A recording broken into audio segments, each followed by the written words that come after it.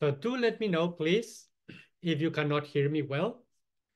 My name is Gabriel Gasque, and I am Head of Outreach in Protocols.io.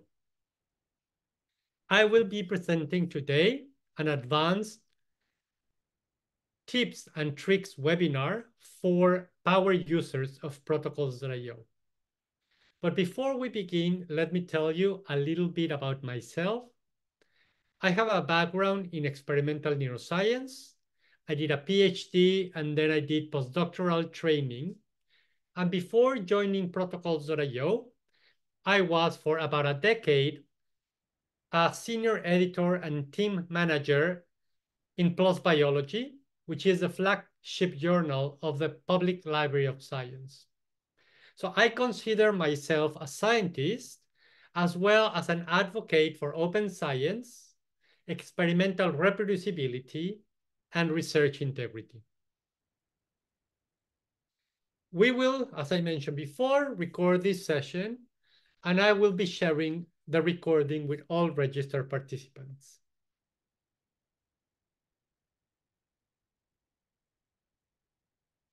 And before we jump into the material that I have prepared for you today, just a quick note.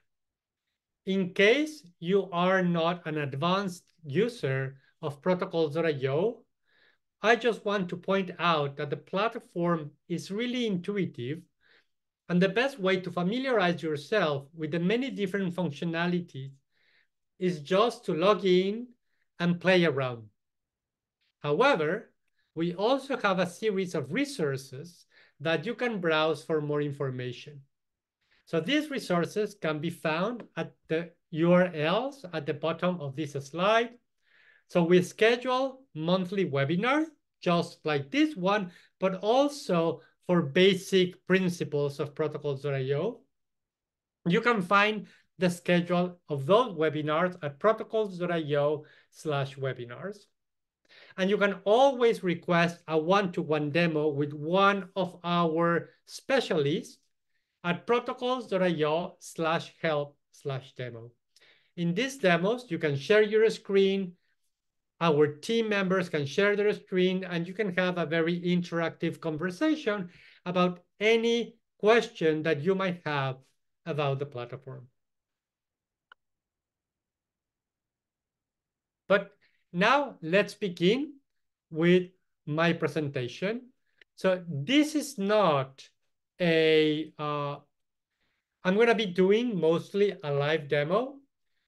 So this is the last slide, which is just the agenda. So we will be covering features of the editor, features of the file manager, as well as how to work in the workspace. And to do that, we will start, as I mentioned before, with the live demonstration. So I'm gonna minimize my presentation, and I'm gonna open my account in Protocols.io. So just to orient ourselves, what you see on the screen is my account in Protocols.io. To the left, I have the many workspaces, which are these collaborative communities of researchers that come together to develop reproducible protocols. And these are the different workspaces to which I belong. Some of these workspaces were created by me. Some of these workspaces were created by other people, and I was invited as a member. Each workspace has a file manager that will organize and display all the protocols and folders and other documents in that workspace. But we are going to be working for my particular workspace.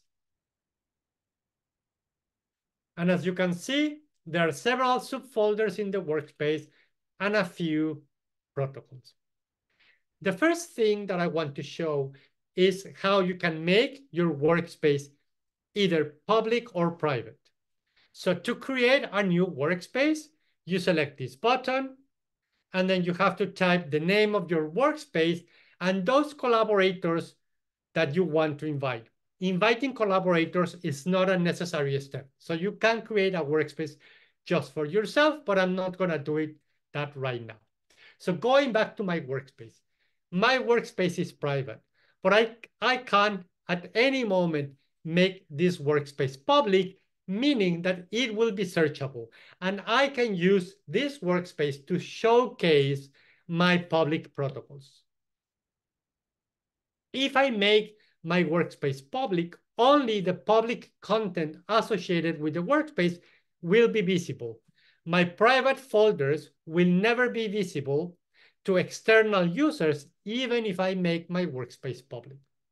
To make your workspace public, when you create a workspace, it is created in the private mode as default. To make it public, you select the administration menu of that workspace. You go to Preferences, you go to Advanced Options, and now you can toggle between making the workspace public, again, meaning it will be searchable, or making it private.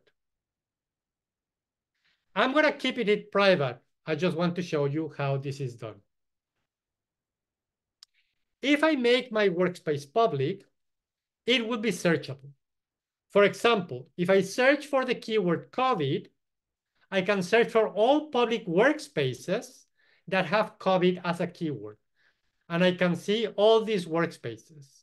And then if I click the workspace, I will have access to the public content of that workspace, including the publications associated with that workspace. Therefore, a public workspace is a space for you to showcase your method development. I can also see the members, and I can see the discussions associated with the workspace. But let's back to my workspace. Let's go back. If I want to invite colleagues to my workspace once I have created the workspace, that's very easy to do. Again, I open the administration menu, I select members, and now I can invite new people by typing their email address. And they will receive an invitation, which they will have to accept to become a member of my workspace. Once they become a member of my workspace, I can make these additional colleagues owners of the workspace, additional administrators, or just members. In this case, I'm gonna leave this another colleague as a member only.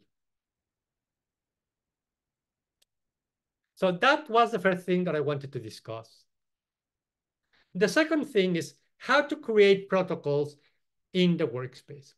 Specifically, how to bring into the platform pre-existing protocols that you might have already created in different format. So to create protocols de novo, you go to the editor, which you reach by clicking the new button. So I select a new protocol. I select the folder in which I'm going to be saving the protocol.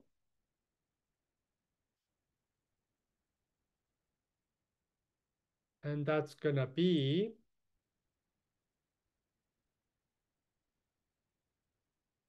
this folder, tips and tricks. And I'm going to give a title to my protocol.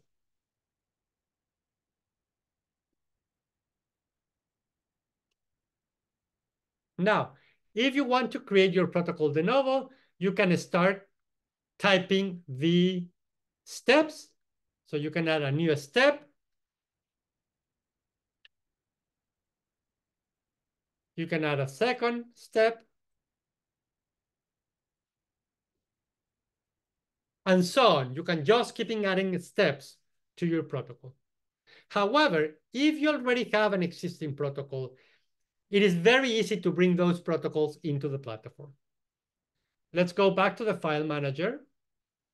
I'm going to open the folder tips and tricks, which is the folder that we're going to be using in this demonstration. As you can see, there are 3 protocols here. These 2 I created before, and this is the one that I just created together with you. Now, if I go to my hard drive, I see that in my hard drive, I already have a few protocols in different formats. There is a Word document, there is an Apple Pages, there is a PDF, and there is a plain text. And I'm going to open one of these protocols so you see. So as you can see, this is a protocol. There is a title, there is an abstract, and then you can start seeing the steps of the protocol. Now, I have several of these protocols. The easiest way for me to bring those protocols into protocols.io is just to copy and drag them. Now, the protocols have been transferred to the platform, and I can share by bringing these protocols into the platform. I am making them available right away to all the members of my workspace. I can also share these protocols beyond my workspace. I can take any of these protocols, click share, and I can send them to specific people typing their email address. I can also share them with other workspaces. However, because these documents were not protocols created with the editor, they are documents in their original format, I cannot publish any of these protocols. So if I select any of these protocols that were created with the editor, I have the option to publish them. However, if I select any of these protocols, I do not have the option to publish any of them because they were not created with the editor. So dragging your protocols into the platform is a way for you to centralize your protocols and to share them with the members of your workspace, but you cannot publish them. The easiest way to create a publishable protocol out of these existing documents will be to create an empty protocol and attach any of these protocols to that empty protocol. Let me show you. So I'm going to reopen protocol number 3, which is the one that we just created together. There are the steps here.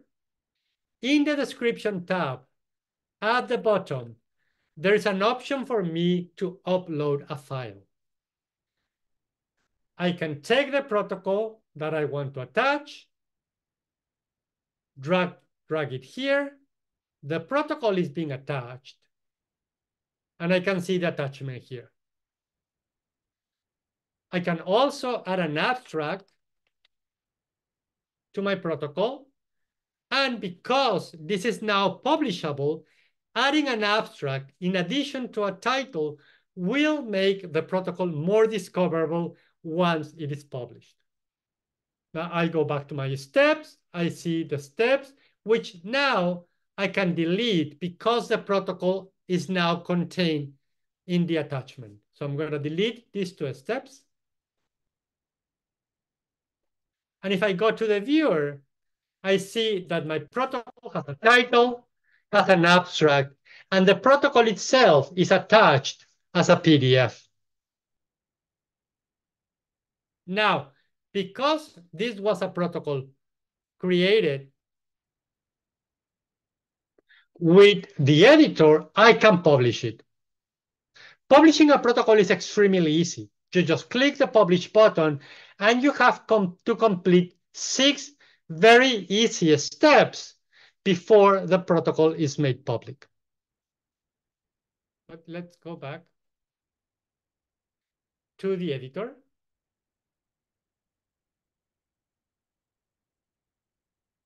Now, as I said before, this is a protocol created with the editor. It is publishable. Again, however, because the protocol, the content is within the attachment, this is not a dynamic and interactive document as is it as characteristic of the protocols created with the editor. So I'm going to teach you now how you can create interactive and dynamic protocols out of these existing documents. So I'm going to go back to the editor. And if you see to the left, there is an option that says insert steps from text.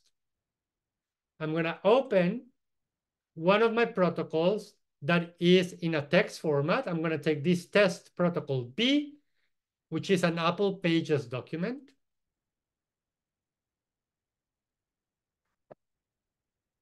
And you can see the protocol here.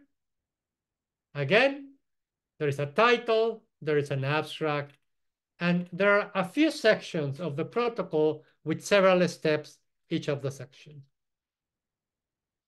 So the easiest way for you to bring those steps into the platform would be to copy the steps,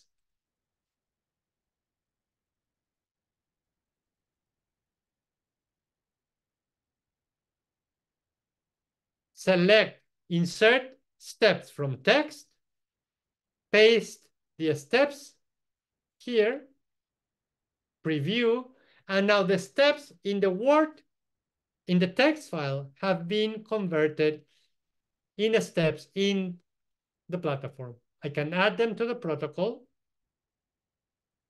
If you recall, these steps belong to section 1.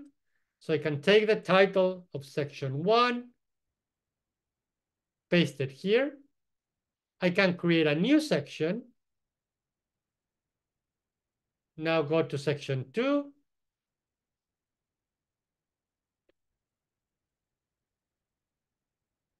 Take the next steps, copy them, insert the steps from text.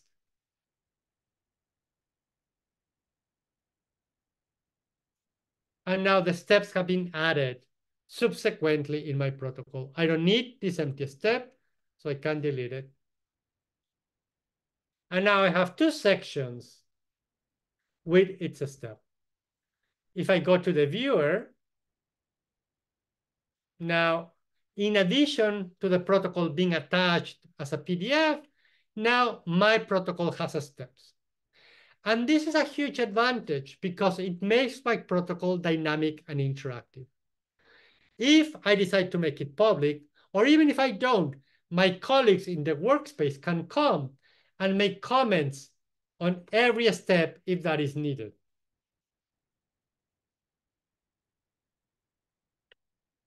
Once I post a comment,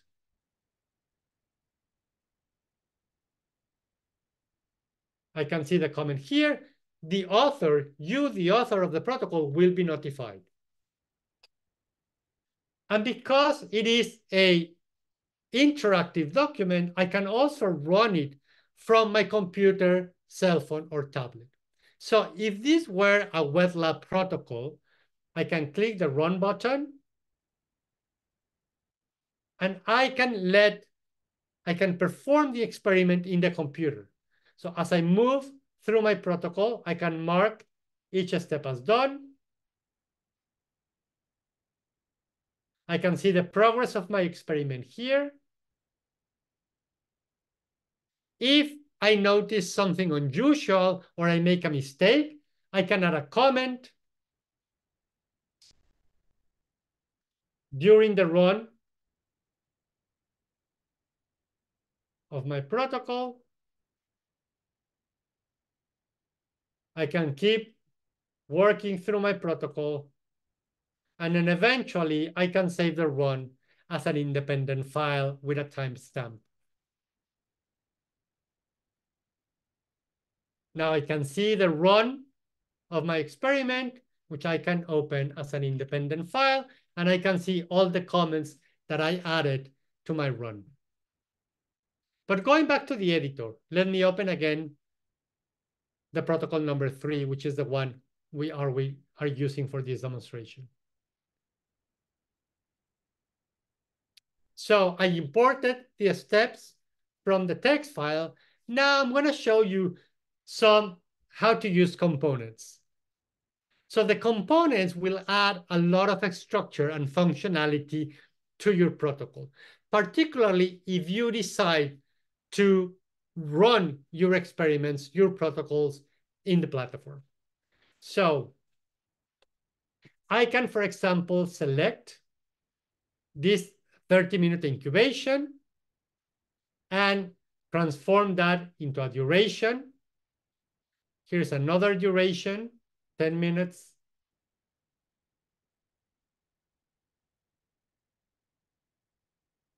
Here's another duration. Oh, sorry.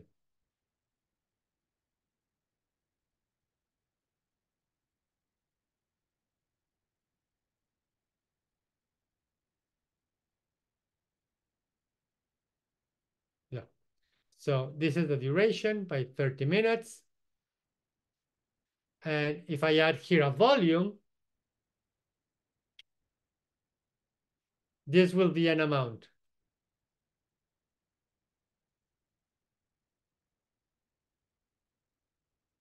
So I use the components to create a duration and to create an amount. And this is really useful when I run my protocol in the platform. So if I decide to run again this protocol, the duration actually becomes a timer. So when I reach the step that has the duration, I can click the start button and you will see the timing running. And once the timer finishes, it will let me know with a beep. Also, the amounts are important or are useful because they allow me to scale my protocol. So if I decide to scale my protocol by a factor of 3, let's say, all my amounts will be multiplied by 3. And that will be indicated here as a scale by 3. But let's go back to the editor.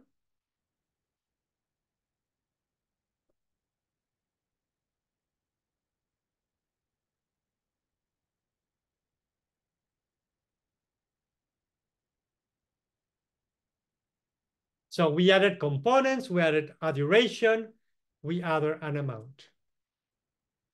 I want to show you that it is also very easy to add images or videos to your protocol. So if I wanted to add an image, I can click this functionality, insert image or video. I can browse the protocol that I want, the image, sorry, that I want to insert.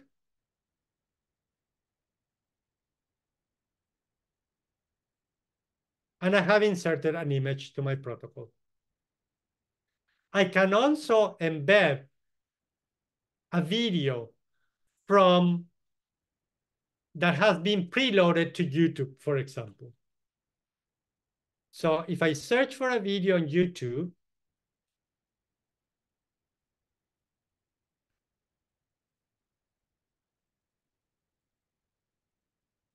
let's say I have a video here that explains how to run a PCR. If I want to use this video in my protocol, I can go to share on YouTube, go to embed, copy the code, and then I go to my protocol, paste the code, save it, and the video has been embedded in my protocol, and I can play it.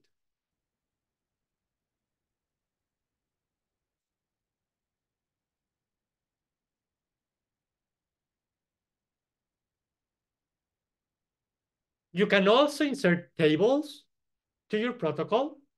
So there is a function here for me to insert tables. I can select the tables. I can add titles, so reagent,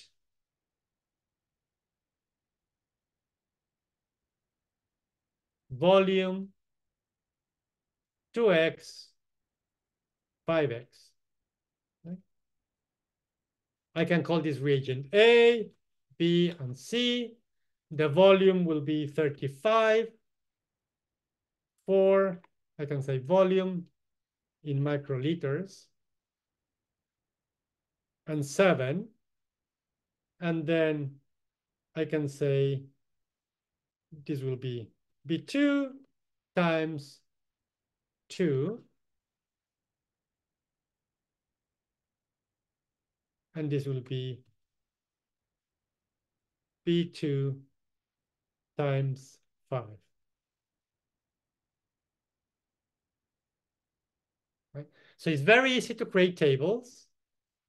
You can also import existing tables that you might have already created in Excel. So to do that, you start with an empty table. You go to your Excel table. You copy the content of the table. I just want to note that in this column, it's a 10x, so there is a formula here. But I have copied the content of the table. I go back to my protocol and insert the content. Now, the content in my pre-existing Excel table has been pasted into my table in the protocol. However, something to notice is that this pasting didn't copy the formulas. It just copied the values. So there are no formulas here. However, in this that we created, I can see the formulas here, right? But I cannot see the formulas here because they were copied from Excel. To be able to transfer the formulas, I have to go back to Excel and select View, Show Formulas. Now, rather than seeing the values, I see the formulas. So again, I can recopy these. I can go back to my protocol, paste them, and now the formulas have been copied. So remember, View, Show Formulas, and the formulas will be copied and pasted in the protocol. Sorry, here.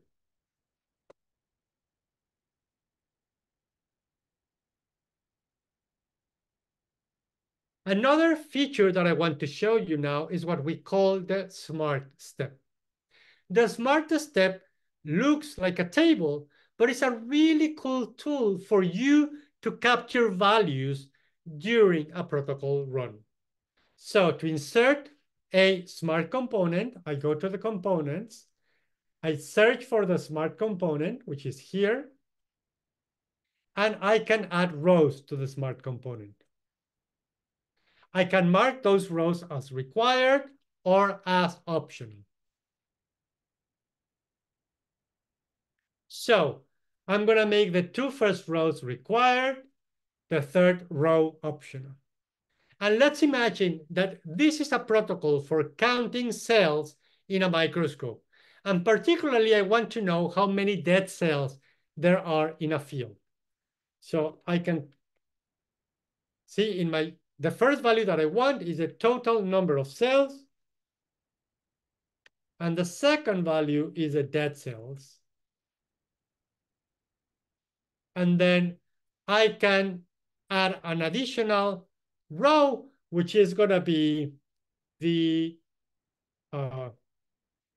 quality of the experiment. But this is going to be optional only. So I'm going to add the component. And as I mentioned before, it looks like a table. Now, this is really useful if you run your protocols in the platform. So to run the protocol, again, I'm going to go to the viewer. I'm going to click Run. And this is the run number 2. So again, I'm going to mark the steps as done as I complete the run of my protocol. However, when I reach the step 6 that has a smart component, I cannot proceed. And the reason that I cannot proceed is because I need to enter the values of those required rows. So in this case, the total number of cells in my experiment was 56. The total number of dead cells was 26. And once I enter the values for the required rows, I can complete the step. The quality of the experiment was good. This is just an optional. I can proceed. And I'm done. I can again save the run with a timestamp. This is the run number 2 that we have done today, and I can save it.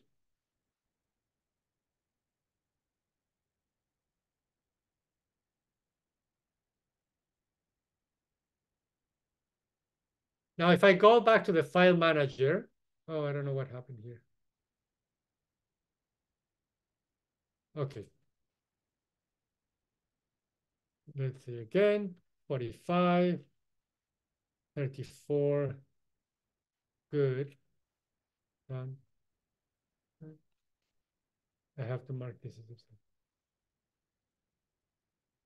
Now I can save the run. Now.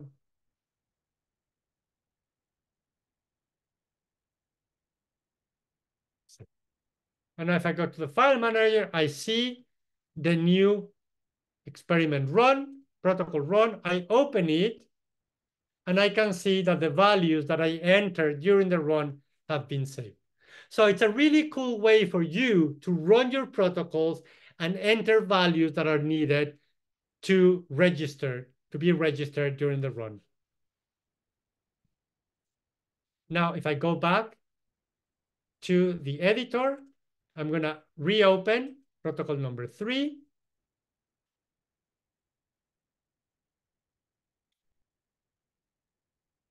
And the last thing that I want to show you is how to use what we call the step case. So if you have a protocol that at one point have more than one options on how to proceed, for those cases, you can use the step case. So I'm going to insert a step case. You can see it here, add a step case. You can also insert it from here, new step case. And in the step case, as I mentioned before, is when your protocol can have several options. So let's say that this is a protocol that can be applied to different tissues, but it's going to differ slightly on what tissue you are using. So this is protocol for heart tissue. I'm just going to call it heart. And then I can say this protocol has been optimized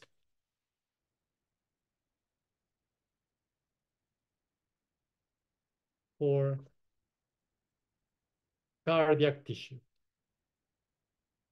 And I add the step case, which you see here. So, and I can start adding steps to that branch of my protocol. So, heart, step 1,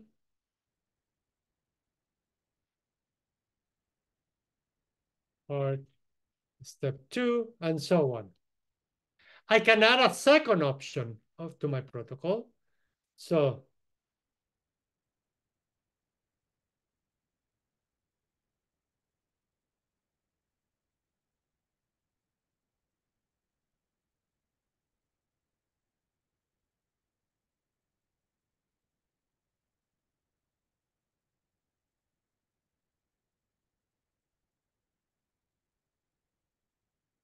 now I have 2 cases of my protocol. I have heart and I have lung.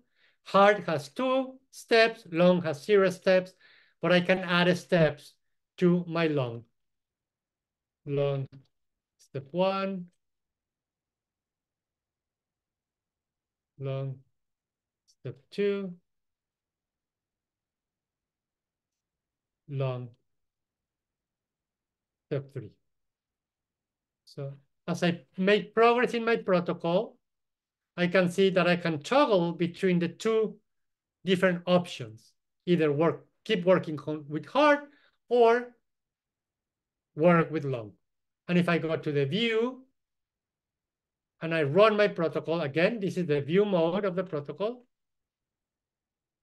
I can toggle between the heart and the lung, the heart and the lung.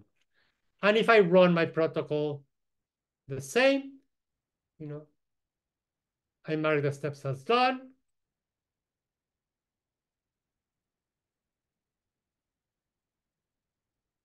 And then I can choose to do the heart or the lung.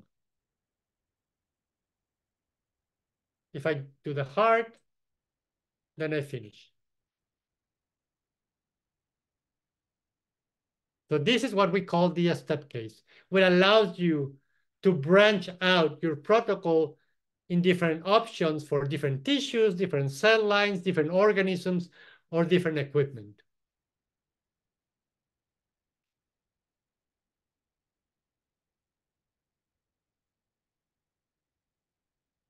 Now, once you have a protocol that is working for you, it's very easy to create a new version of that protocol. Let's say that you want to clarify or optimize one step. You select the protocol and you can create a new version. To do that, I just click the new version.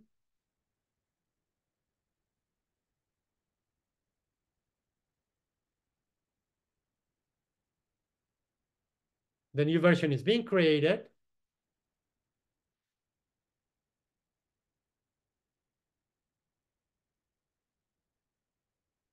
Taking a little bit of time.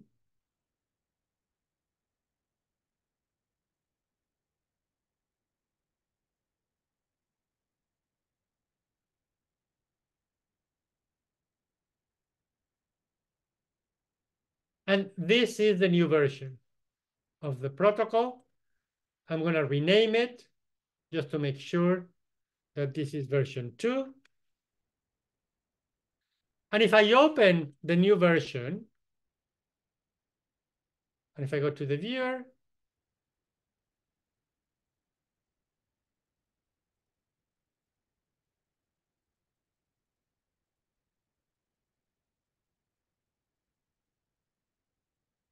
these are both editable, and one is the version of the other one. You can also create forks, and forks are editable copies of any private or public protocol. And we recommend using the fork when you want to do relatively major changes to the protocol. And that the fork works either for private or public protocols. So if I go to the open access repository and look for protocols with PCR, let's say I take this one, RNA extraction, and RT-qPCR for human lung organoids. I open this protocol. This is a protocol that wasn't created by me. This is a protocol that was created and published by somebody else. However, because this is open access, I can take that protocol and create my own editable copy for further optimization. So I can copy this public protocol. I'm going to make a fork. I'm going to save it into my folder.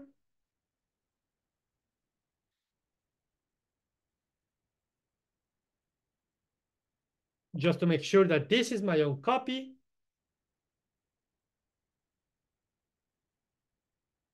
And I can view the new fork. So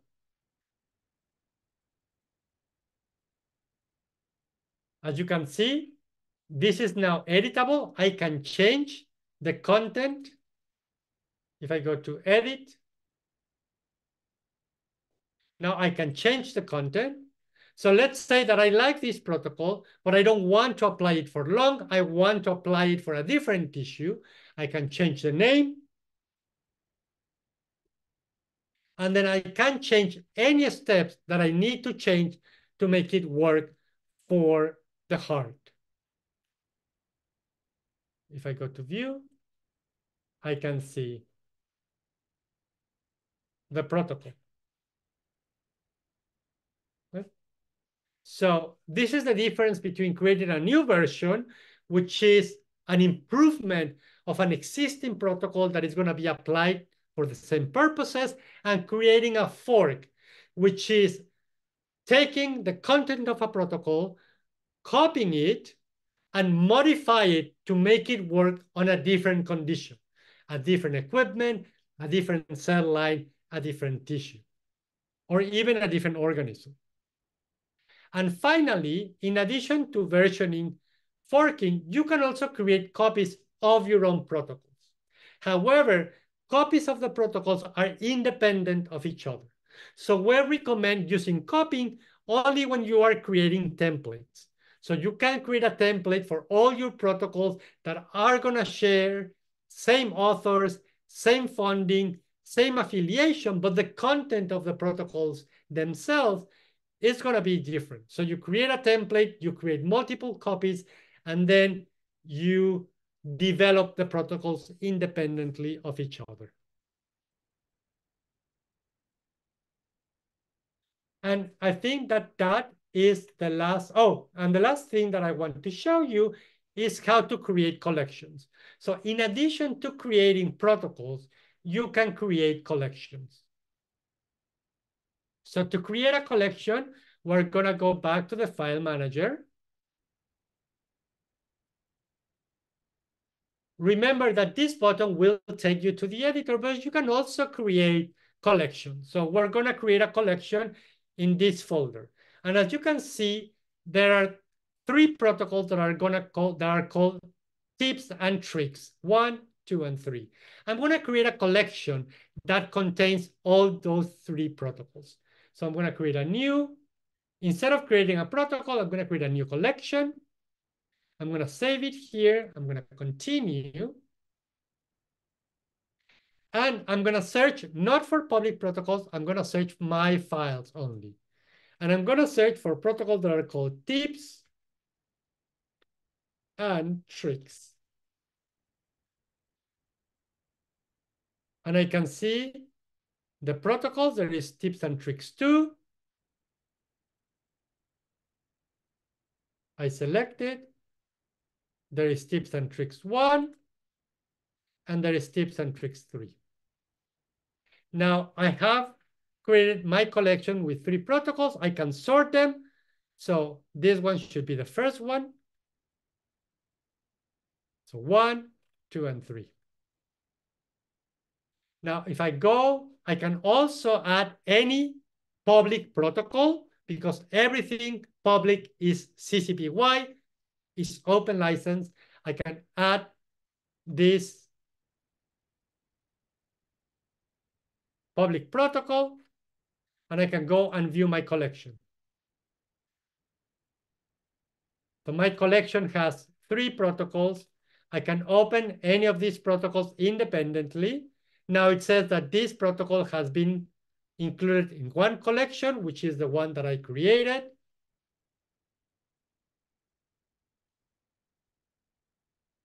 This is the other protocol. This is the one that I forked from an existing protocol.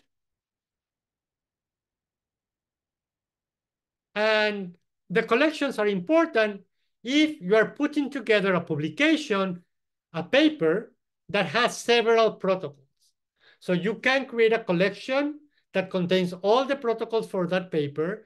You can publish that collection, obtain a single DOI for that collection, and that is a DOI that you share with the journals and that they will be sharing with the reviewers. So now I think this is the last part that I wanted to share with you, and I will be happy to take any questions if you have.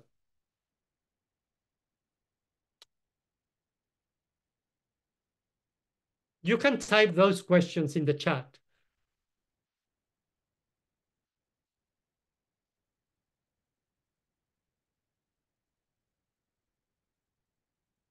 And remember that I will be sharing the recording with all registered participants.